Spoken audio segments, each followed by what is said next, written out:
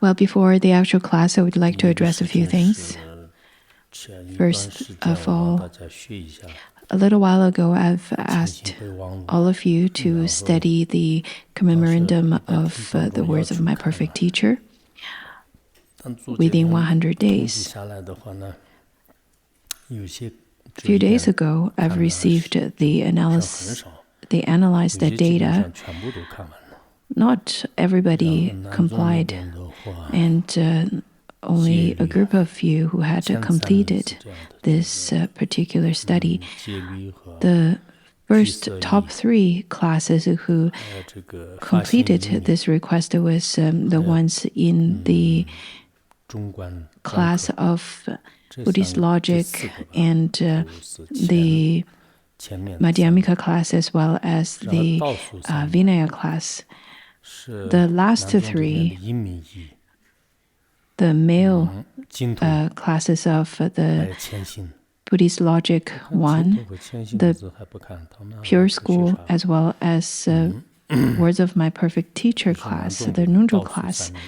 Well, if those of you who are engaged in the Pure Land practice and words of my perfect teacher class do not study this particular manual and note of words of my perfect teacher, that really doesn't make sense. For the female Sangha, it is a clear realization, the Pure Land practice and Buddhist logic. The last 3 come into rank. It is the Pure Land practice class 3. It's probably better for me to announce the name of the Khenpos and Khenpos in charge. The class that come in last is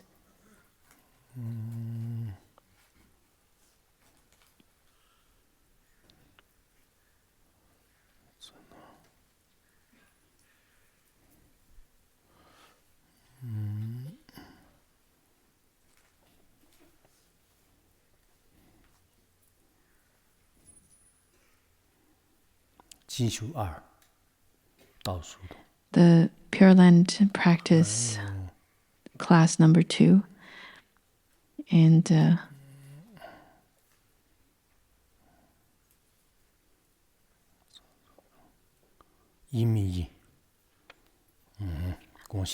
Buddhist logic class number 1. Well, these 3 classes came in last in completion of my request of study, the commemorandum of words of my perfect teacher. There's another thing I would like to address, that is recently in Larangar, in the monastery, all of us need to be very careful with our language, the ones that we use on internet, the ones that we use during our communication through cell phones. We should not mention anything about construction or Dharma assembly or begging for alms, fundraising, this and that. Well, if you were to mention these kinds of use this sensitive wording, then there would be some problems associated to phone surveillance.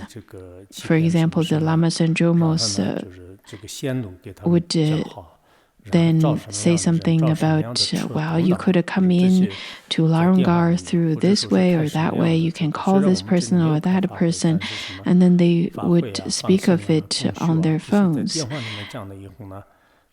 We do not have any, for example, live release activities in Larangar or any Dharma assemblies in Larangar, but because people started to call upon their friends and family members, started to telling them, you can come in for Dharma assembly, and then this is quite troublesome. Also on WeChat, various kinds of sensitive words such as fundraising and Dharma assemblies. So people who use these kinds of sensitive words, either through phone calls or through WeChat, got into trouble. Some people claim that they are doing fundraising for life release, for making offering to the Sangha. And these group of people who stated in such a way on their cell phones are currently facing various difficulties and may be asked to leave. That is why I would ask of you to use less of your cell phones. And if you were to, for example, get into different social media groups, and if they were to make any claims and make any comments, it could also be troublesome too. Not just cell phones, but in terms of internet nowadays are so much filled with the inappropriate content of sex, of violence, and people who would use various means such as a VPN. Those are the controlled contents, the government-controlled contents, and we should not use, we should not get involved. And in terms of Dharma teachings, we do not have any public Dharma teaching to anyone outside of Larangar. For example, through cell phones, through phone calls, through internet, anything like that. I myself do not have that at all. But all of you need to be aware of this situation. You may have the best of the intentions, and you may have that kind of good intention to inform others and ask them to participate in large events, activities, and so on. So those kinds of actions could lead to adverse results, such as the ban of websites, like the websites that we used to have, and various kinds of actions. Various kinds of results. And if you were to break those kinds of bylaws or laws and requirements, regulations, you may have to face the consequences yourself. In terms of online teaching, I have completely stopped my online broadcasting teachings.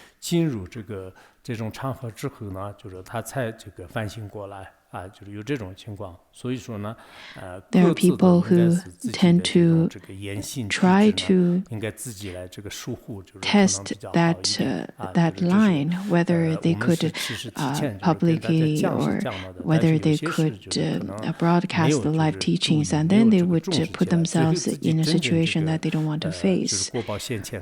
So we need to pay attention to our actions rather than fear the results. Now, there is another thing I would like to address, that is regarding the rotas and the management of the next term, or when the next term of the rotas will begin. Well, mainly I was talking about the rota should take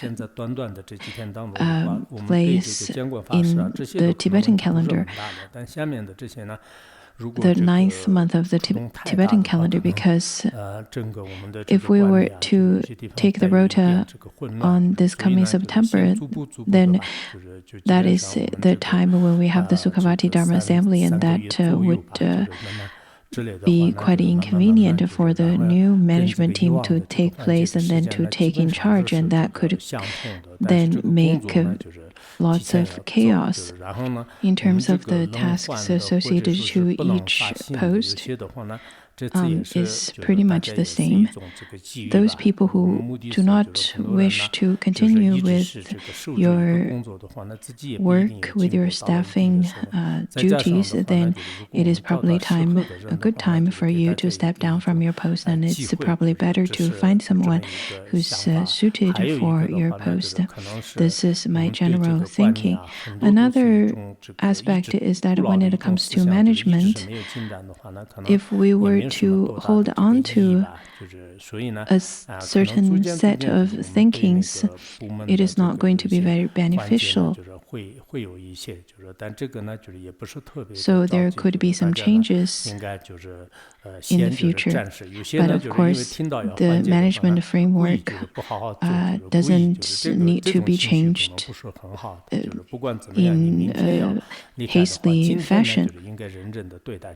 But for those of you who are about to step down, yet still are carrying out your duties for now, you should still dedicate your effort into your task rather than showing your dissatisfaction and feeling quite upset that you wish to step down. So the situation is such that there are people who wish to step down, who wish to change their rotas, may not have the opportunity or the appropriate personnel to take over your job for now, so it is probably not time for you to step down yet. And there are people who really don't wish to step down yet. We found someone else who wished to take over, and they're probably better fitting for the job than they probably you will probably face to the change of rota at this time. When it comes to your practice and study, I think that there are people who tend to pay too much attention to meaningless trivials, and it's very much related to your own personal disposition. There are the ones who really enjoy practice, who really are very much drawn to Dharma, then whatever they would discuss all day long is about the Dharma. So when it comes to your speech, it is better to observe your own speech and see what kinds of words and language and speech that you would use, what kinds of topics that you would focus on whenever you chat with others. Are you talking to them about Dharma, or are you talking to them about other trivial, meaningless things? We are here to study the Dharma, and this is your main purpose. Other than steady contemplation of the Dharma over here, your other aspect of task is to serve the Sangha. If you do not engage in either of the two aspects, then what is the point? What is the purpose of you staying here? Yesterday I asked someone who stayed here for over 20 years, and I asked him, what do you think about what I addressed yesterday? And I asked him how he thinks about the teaching yesterday. He said that, well, I think you pointed out the important key, which is if one is not engaged in study and contemplation, then one should engage in serving the Sangha. If one is not doing either, then there is really no purpose of staying at Larangar. There are people who would only think about, well, how can I take rest and not really exert too much effort. I think having this kind of mindset is really not helpful at all. And if you were to have this kind of mindset, and if our management team do not change, do not make any changes in the method of managing people like such, then it is not going to be beneficial to the whole Sangha at all. Also, we need to be prepared for impermanence. When impermanence dawns, then how could you face it is really important. There are all kinds of impermanence that would appear, and how could you face it? Other than that, I don't have any other things to address. Let's now continue with our class. There's no class tomorrow. Well, I have a lot of things to deal with tomorrow, so day after tomorrow we will continue with our class on the Surangama Sutra. Everyone is quite happy about no class tomorrow, isn't it?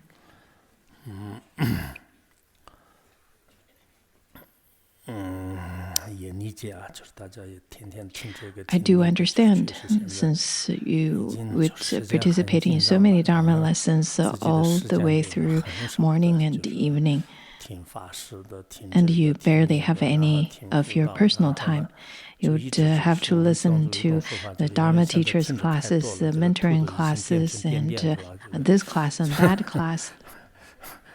In Tibetan, we say that your head has been squashed through the teachings of listening to the teachings of the Dharma. So by now, your head has been squished by the Dharma, and ears are filled with the echoes of Dharma.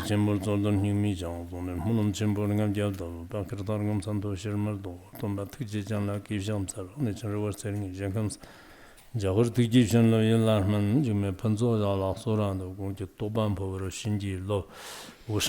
unsurpassed, profound, and wonderful Dharma is difficult encountering billions of aeons. I now see it, hear it, receive, and uphold it, avow to fathom it, its true meaning, to liberate all beings, thus generate the supreme bodhicitta. Let us now begin our class on the teaching of the supreme and wonderful Dharma, that is the Surangama Sutra. Previously, we have already covered the content of 3 volumes. Now, today we will begin the fourth volume. Let's look at the sutra. It says that then Purna Maitreya Niputra arose from his seat in the midst of the great assembly, uncovered his right shoulder, knelt on his right knee, put his palms together respectfully, and said to the Buddha, Venerable Purna, his full name is Purna Maitreya Niputra, which means he is the son of Maitreya and Niputra. His name means a son of fulfillment and compassion.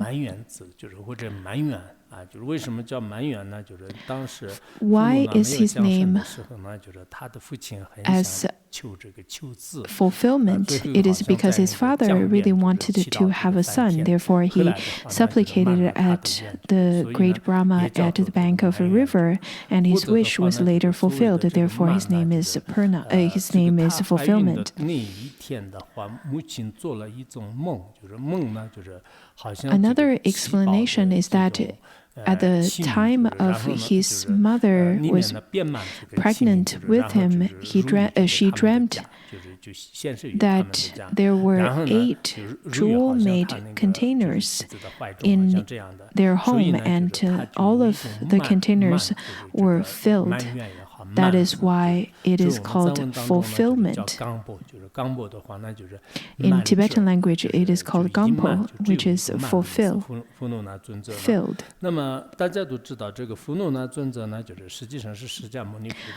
Venerable Purna is one of the 10 most excellent disciples of the Buddha.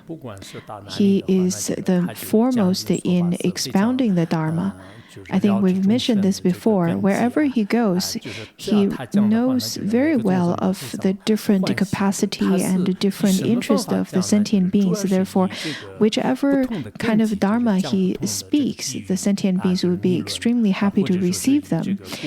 The main method he would expound the Dharma is by using different metaphors and examples.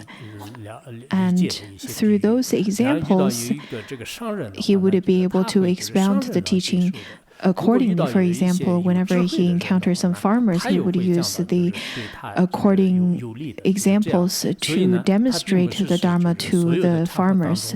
And the same applies to the merchants and to the ones with great wisdom. So now we can see Purna can give teachings to his audience according to their different capacities, rather than only speak from one specific point of view. We can see that Purna is definitely one of the most excellent disciples of the Buddha. And the Buddha had praised him in various situations, especially on the point of how skillful he is when he goes to give teachings in the non-Buddhist groups.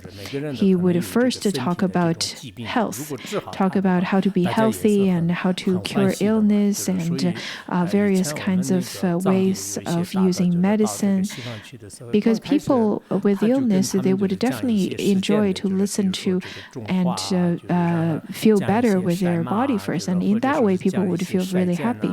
That is why lots of the great masters of the past from Tibet, when they go to the West and give teachings to the Westerners, they would talk about gardening and horseback riding and archery, and then talk about how to tame the mind, and then talk about the practice of looking into the moon. And then when they noticed the students began to generate more interest, the masters would slowly give more profound Dharma teachings. That's what the ones with the great wisdom would do. Now, the Venerable Purna is going to pose questions to the Buddha. Previously, it has always been Venerable Ananda. In the past classes, Venerable Ananda, after asking quite a few questions, he must have had some realization, though may not be the highest level of realization, because it is only after the parinirvana of the Buddha, Venerable Ananda attained arhathood. Anyhow, over here, Venerable Purna stood up and uncovered his right shoulder, knelt on his right knee, and put his palms together respectfully and said to the Buddha. This description could lead us into the time of the Buddha, lead us into the situation over there, as if we were also in the great assembly listening to the Surangama Sutra. At the time, Purna stood up and said to the Buddha, "The most virtuous and awe-inspiring world-honored one has, for the sake of the living beings, expounded the primary truth to the thus come one with remarkable eloquence." Over here, Purna addressed the Buddha as the all-inspiring world-honored one, all-inspiring because the Buddha has the great power and has all the uncommon characteristics and is extremely has this extremely beautiful and dignified presence.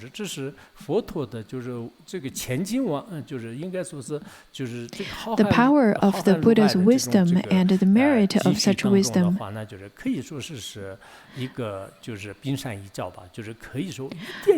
can be felt through the study of the Surangama Sutra, because the Surangama Sutra can be considered as a peak of the iceberg. It is only just one tiny bit of that ocean-like wisdom of the Buddha.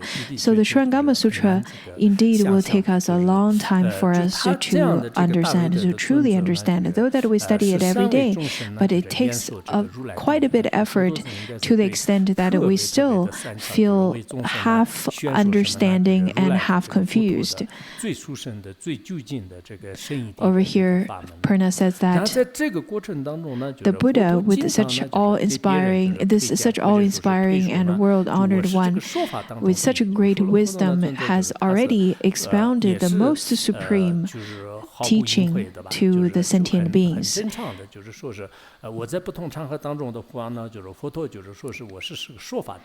the Buddha has expounded with such great skillfulness. And he specifically said that the world-honored one often singles me out as the foremost among speakers of Dharma.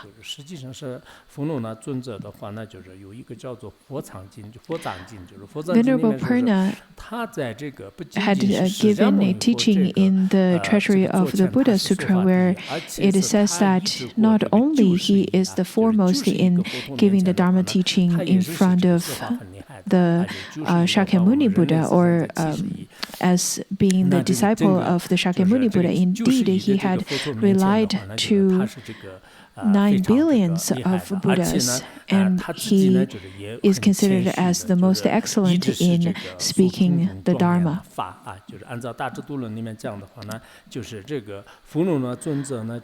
While being the foremost and most excellent in giving the Dharma teaching, he is quite humbled. He is a very humble disciple. According to the Mahaprajna Paramita Shastra, it says that Venerable Purna gives all wonderful Dharma teachings and guiding sentient beings according to their different capacities. Since he has such profound wisdom, at the same time he knows the myriads of variations of the capacities of sentient beings. So he's quite skilled at giving teachings to sentient beings. Over here he asked this question: now I have heard the wonderful and subtle expression of the Dharma. I am like a deaf person who at a distance of more than 100 paces tries to hear a mosquito, which is in fact cannot be seen, let alone heard. Though the Buddha had already expounded in such clarity, I, however, am still confused. What it means is that while though the Buddha has already singled me out in the past and praised me for being the foremost in speaking the Dharma, but today the Buddha is giving the teaching on the Surangama Sutra. Such kind of profound and wondrous Dharma, such kind of profound Mahayana teaching makes me so confused. I don't understand anymore. Now when we look at ourselves, some of you who are listening to the Mahayana teaching are dozing off, and some are distracted, some have a very impure mind.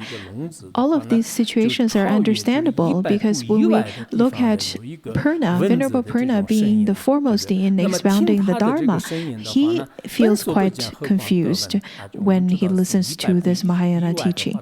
So Purna over here gives the example as a deaf man who can't even hear anything, who can't hear anything after 100 paces or 100 steps away. How could this person hear the sound of a mosquito? We can't even see that mosquito that's 100 steps away. How can this person even hear it? So Venerable Purna over here says, well, really, I'm quite confused. I don't quite understand. I'm so lost. Venerable Purna expresses his confusion. And then he says that, well, the Buddha has already expounded in such clarity, which is very easy to understand. It should be easy to understand because the Buddha is so compassionate, so that our confusions and afflictions in our mind stream can be cleared. But so far, I have not fully grasped the teaching from the Buddha. My confusion has not been expelled. I still have lots of confusion. I still don't understand what you mean. Purna said that my doubts have not been expelled yet. So it's quite difficult for me to understand since the Dharma is indeed extremely profound. On one hand, we need to rely on our wisdom. On the other, we need to rely on our faith.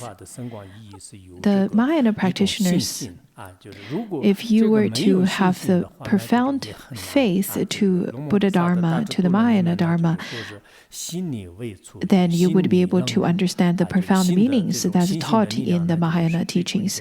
Without faith, it would be quite difficult. According to Mahaprajna Paramita Shastra, Nagarjuna said that the power of faith would be the initial gate for people to enter into the Dharma. Without faith, how would you be able to enter into the profound Dharma? Without faith, how would you be able to understand?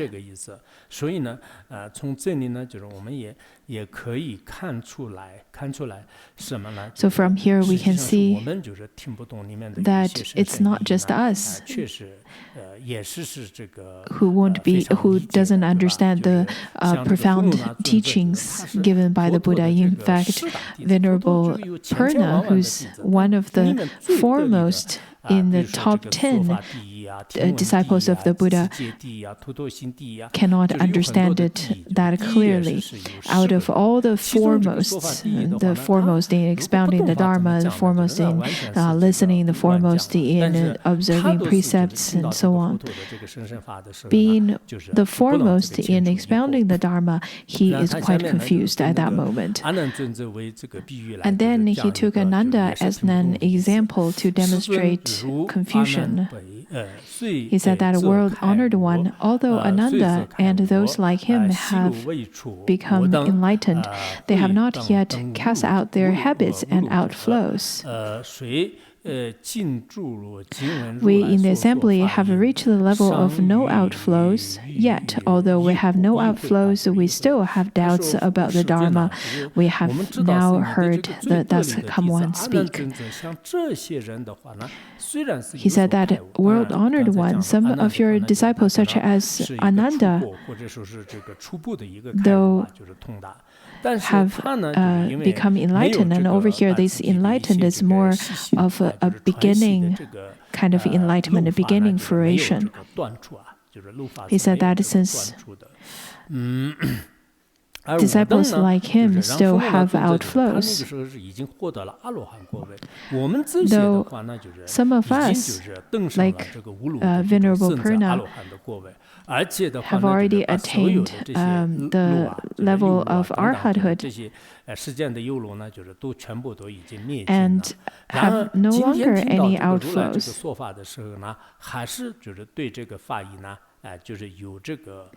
He still have confusion and doubts and misunderstanding. According to the Tibetan translation, over here it says having doubts. But according to the Chinese translation and the Chinese commentary, some of the commentaries it says confusion, and some says doubts.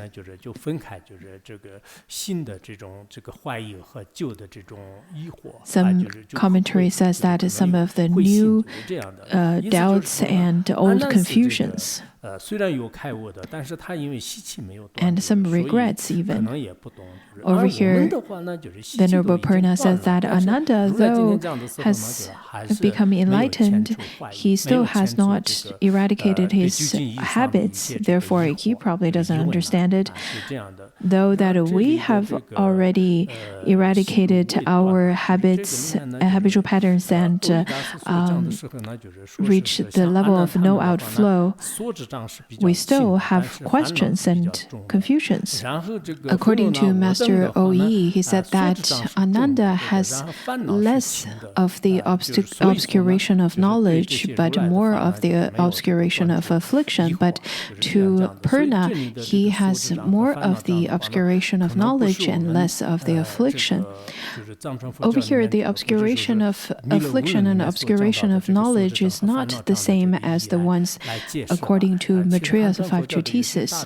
I think the Chinese Buddhism usually would explain the obscuration of knowledge in the way as how one could be obscured and obstructed by the knowledge one accumulated. For example, a scholar, by having and accumulated so much knowledge, that could be the obscuration for them to find the truth.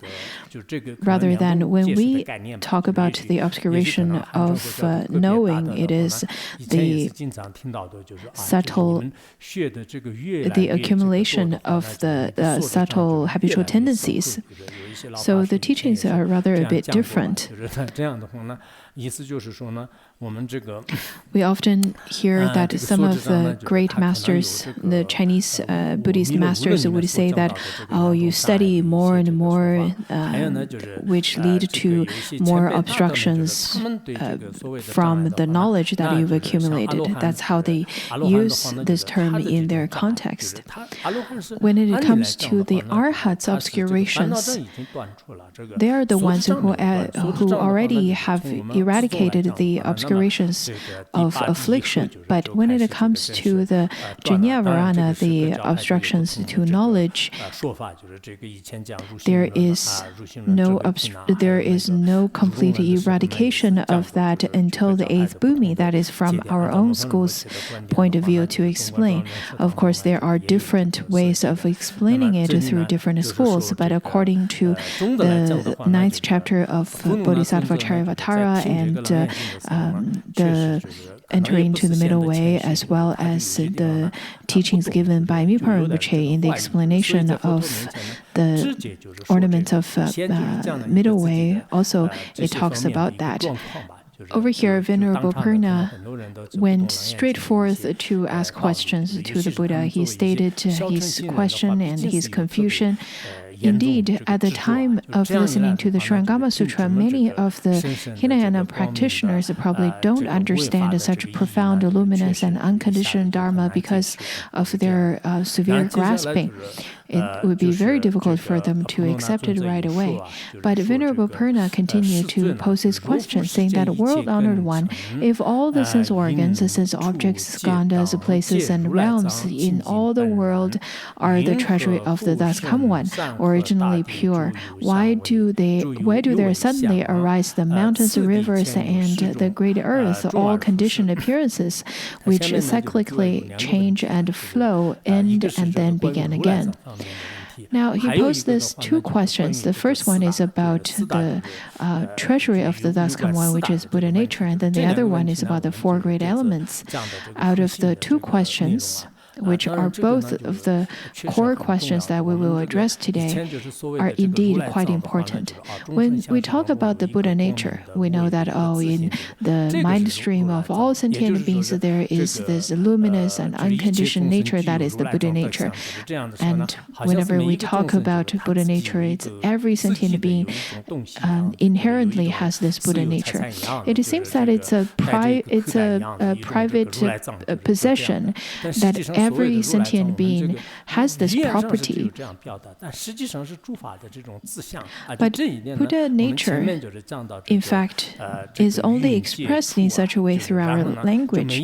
But other than such kind of superficial expression, the nature of all phenomena is as such.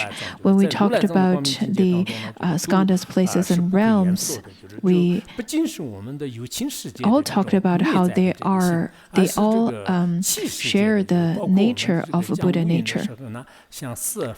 And not just the sentient beings share such kind of Buddha nature. The inanimate world, when we talk about the five skandhas, when we talk about the form, sound, and all of those phenomenal existence, though they are inanimate, but the nature of such inanimate existence are no other than Buddha nature either. You probably get a little bit confused because usually when we talk about the Buddha nature within sentient beings, it's a little bit different than the Buddha nature in the broad sense. Over here, the translation in Tibetan version is a little bit different. In Tibetan, it says that all and every. It says that the sense organs, sense objects, skandhas, places, and realms in all the worlds are the treasury of the thus come one. They are originally pure, and we know by now that such kind of Buddha nature is constant, it is unchanging, it is without movement. That is the nature, that is the unconditioned nature. Over here, Purna says that then why would you say that such a kind of unconditional nature all of a sudden would be able to produce and arise the mountains and rivers and the ground, everything, and all the animate world as well? Why all of those kinds of phenomena, including birth and death and the transmigration and the change and flow, cyclically happens.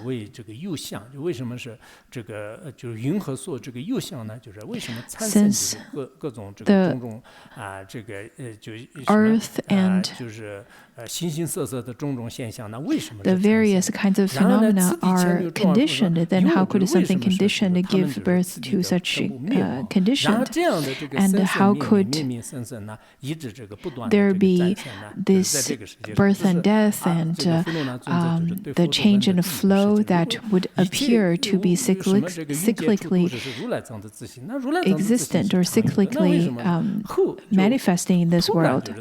That's the first question Venerable Purna asked the Buddha, saying that if everything within the skandhas and the realms and the places that they are of the nature of Buddha nature, and why would such kind of constant Buddha nature manifest the phenomena that changes, that continuously and cyclically changes and flows?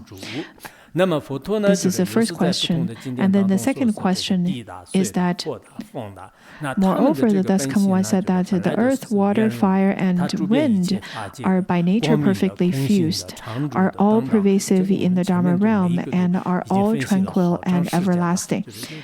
We've already went through such kind of analysis for a long period of time already. Purna asked the question that since the Dharma Dhatu is all pervasive and the luminosity and the purity is all pervasive, then within it,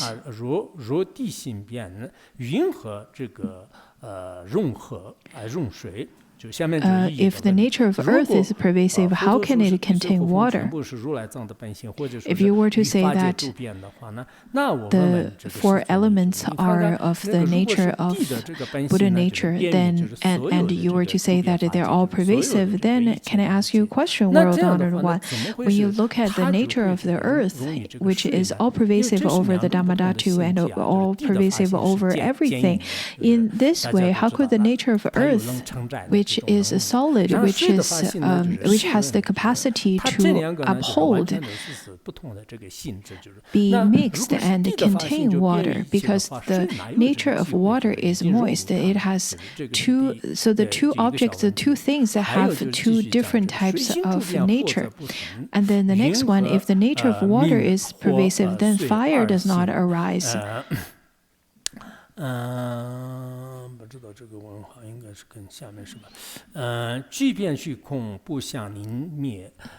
Further, how do you explain that the nature of fire and water can each pervade empty space without displacing each other? If you were to say that the nature of fire is all pervasive in the Dharmadhatu, then there would be no water, and vice versa, because the nature of the two are contradictory to each other. So, why would you say that the nature of water and fire are all pervasive in the space and not canceling each other out, not displacing each other?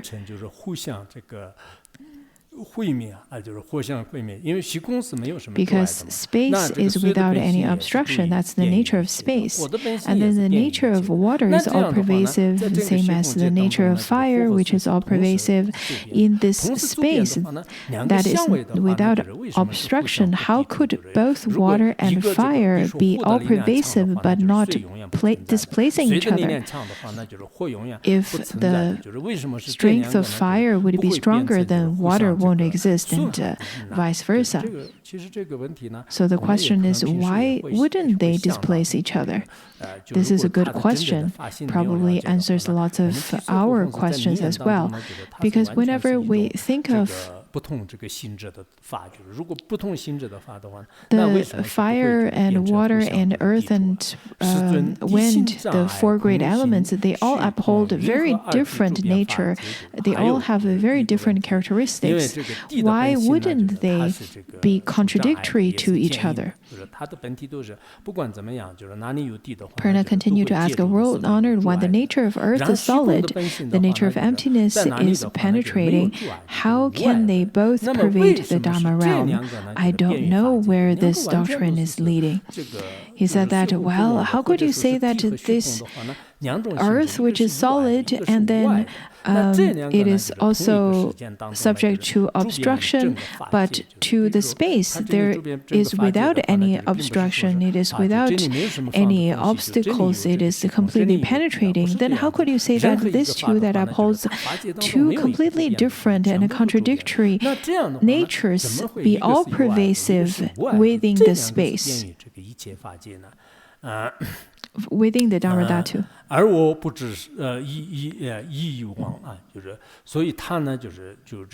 So, Venerable Purna asked question, I don't know where this doctrine is leading.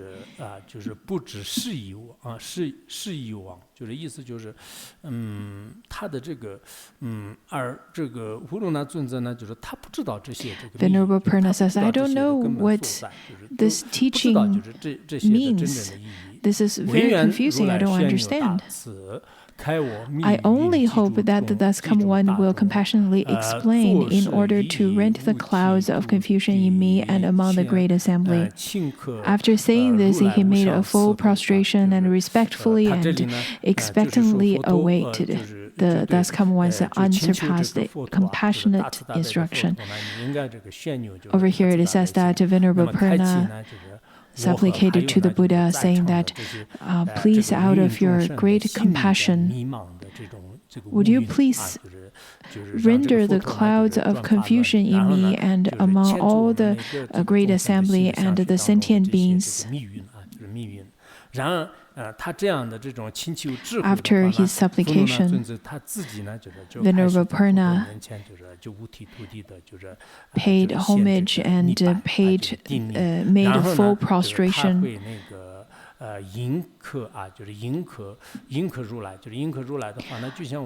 saying that, after he said the supplication and made the full prostration and respectfully and expectantly, over here is in the Chinese translation it says that he longingly, as if he's extremely thirsty to seek the water that is the nectar of the teaching from the Buddha. He demonstrated this genuine longing and genuine respect to the Buddha and long for the Dharma teaching. If we were to have arrogance and pride and jealousy, and if our mind is clouded by all kinds of afflictions, then there's no way for us to know the great qualities and merits of the Buddha, including in our daily life. If we were to be clouded by those afflictions, we will not be able to see the great qualities of the Dharma teacher. From this passage, we can see Venerable Purna, he doesn't have any of arrogance at all. Just think about that. In such a large assembly, he exposed himself that he doesn't understand.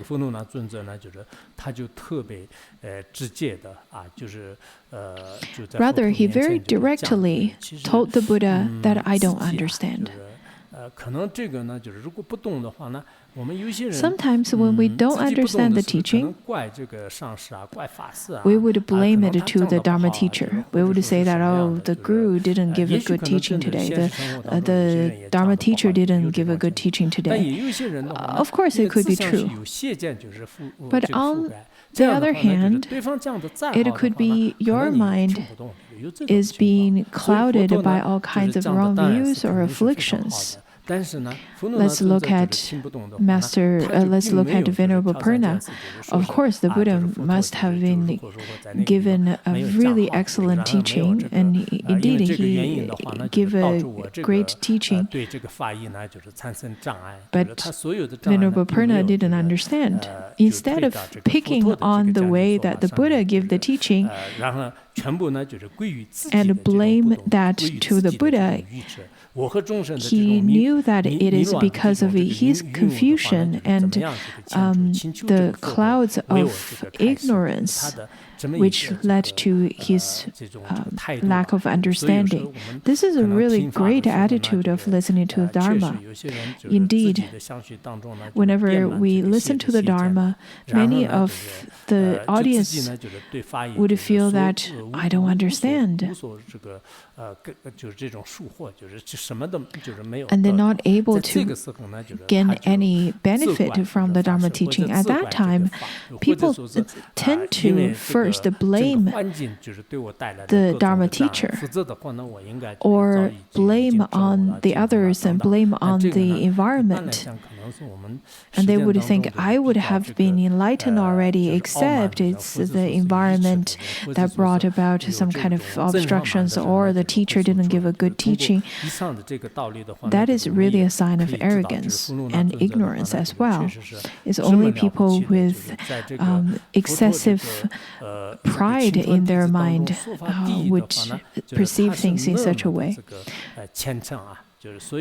At the time when that happens, I think we need to think about Venerable Purna, who's the foremost in giving Dharma teachings, one of the most excellent disciples of the Buddha, and he has such great faith. But at that time, he exposed himself and said that, would you please explain, because I don't understand, it is my problem and my fault. I think whenever we have the tendency to blame onto the others, we need to think of Venerable Purna. We need to think about how such an excellent disciple such as Venerable Purna would contemplate and would observe his own shortcomings at the time of not understanding a profound teaching such as Surangama Sutra. He didn't say that, oh, he didn't give a good teaching. The teaching is too profound. The teaching is, this teacher is teaching too short or too extensive. I think when it comes to a time to pick on the others' faults, there are people who can get really eloquent at it. I'm not saying that we should avoid reporting what is the true situation. If a Dharma teacher is really not good at teaching, then of course you should bring it forth. However, most of the time it is really our own obscurations, and then we blame that onto the Dharma teacher. At that time, we need to think of Venerable Purna. He must be really eloquent, because being such an excellent Dharma teacher himself, he must be really, really eloquent. When it comes to a time to pick on others' shortcomings, especially the Buddha's shortcoming, though the Buddha is omniscient and doesn't have any shortcomings, but there are people, for example, Devadatta, would still see those shortcomings. If Purna were to fall into those kind of faults, and start looking for shortcomings of the Buddha at that time, then he would definitely be very eloquent at it. But instead of doing that, Venerable Purna actually started to look inwardly and blame himself for not being able to understand. Indeed, it is because of our past karma, sometimes because of all kinds of obscurations, that we won't be able to enter into such a profundity of the Dharma. Nowadays, lots of the worldly beings are very good at all the worldly knowledge, the music and the opera and the architecture. They know everything. But when it comes to the time of listening to the Buddha Dharma, they can't understand anymore. They can't remember, they can't understand. And sometimes even if they were to talk about it, whatever they say would be rather very simple and without much of the profundity.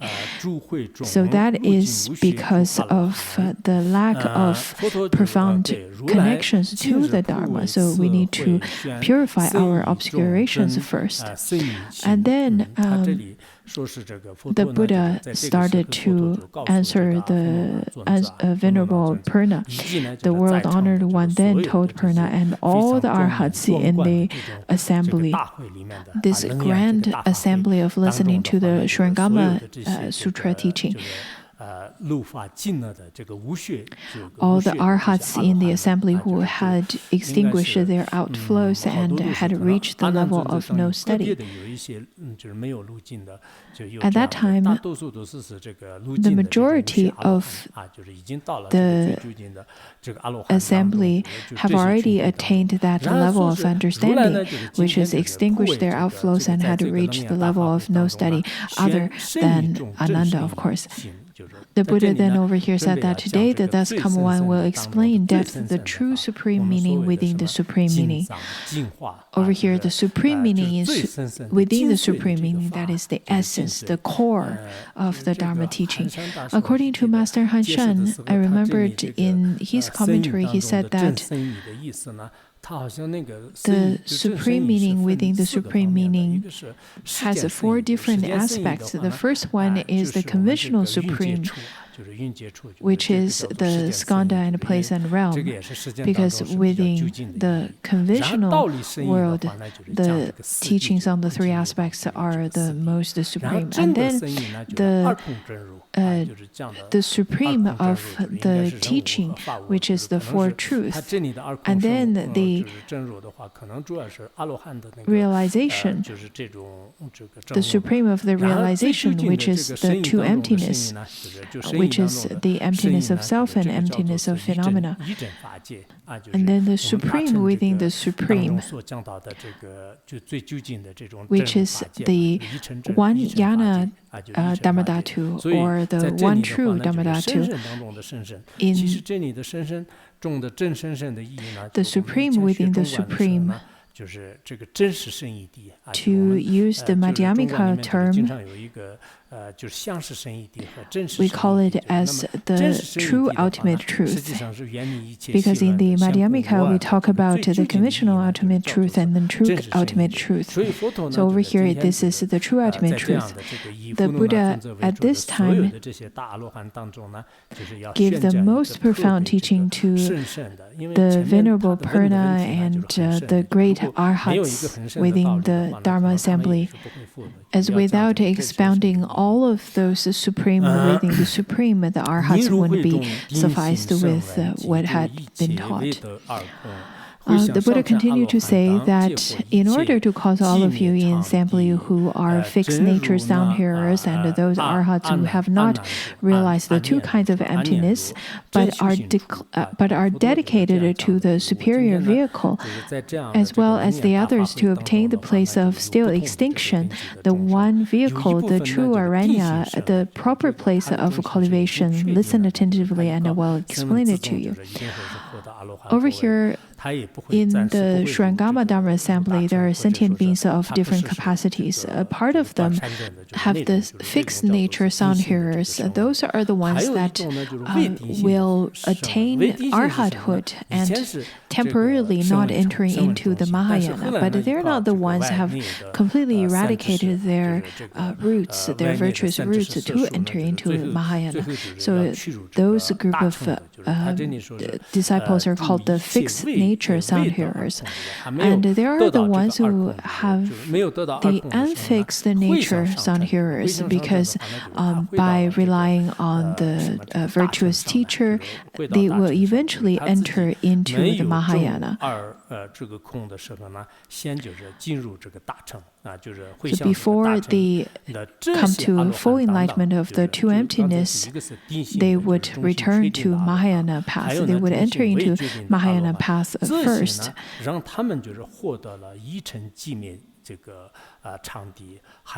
So for those kinds of disciples, the Buddha will expound the three types of realizations, which is the place of still extinction, the one vehicle, and the true aranya.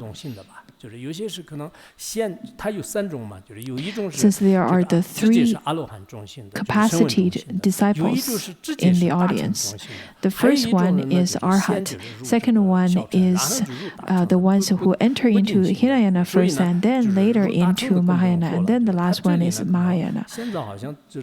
In this Surangama assembly, it sounds like there are lots of Arhats in there. So all of those Arhats, let it be the ones with the set nature, with the fixed nature, or with the unfixed nature, or the pure Mahayana nature, the Buddha said that I will give you the teaching on this one yana, one vehicle. One vehicle teaching, and then the true aranya. Aranya is this great, pure, quiet place.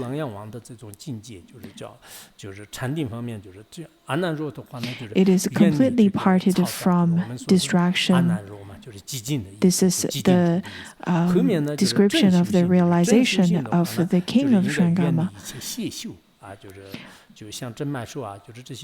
According to the commentary of the correct lineage, it says that this place of still extinction is the place to part from wrong views and wrong practice, which is the correct path. When I read into the commentary of Master Oyi, he said that over here,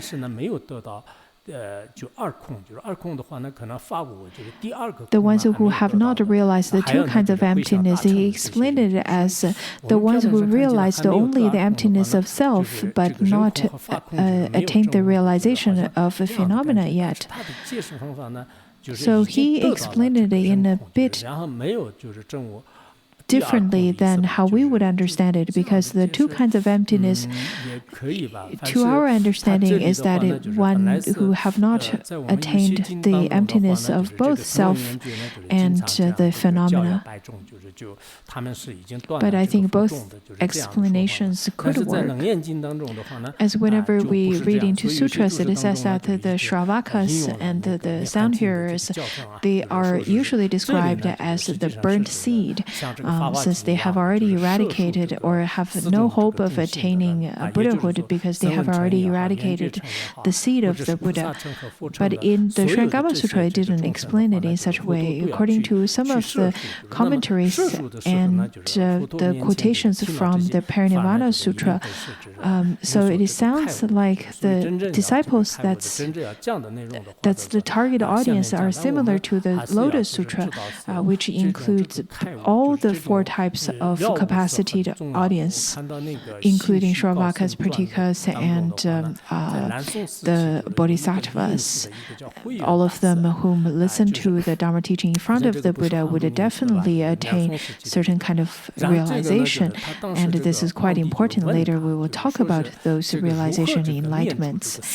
In terms of enlightenment, which is quite important, I would like to tell you a story from the biographies of great masters. It says that around the Song Dynasty, the South Song Dynasty, there was once a master Hui Yuan.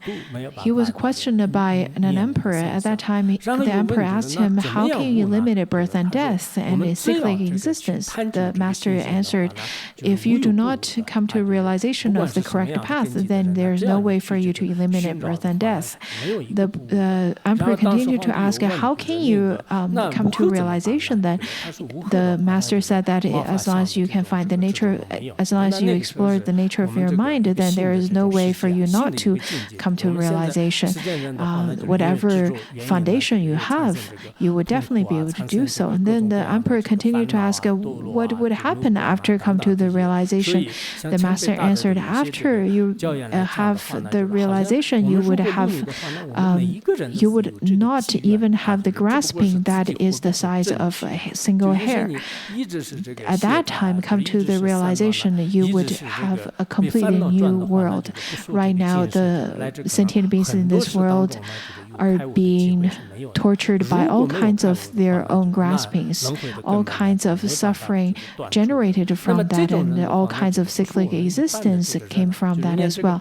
So according to the great teachings from the masters of the past, as long as you work on this realization, every one of us would have the opportunity. It is really up to you. If you were to be diligent, of course you will be able to come to this realization, and if you're distracted and being enslaved by your own afflictions, it's very difficult to say if you can attain realization in this lifetime or next lifetime or ever.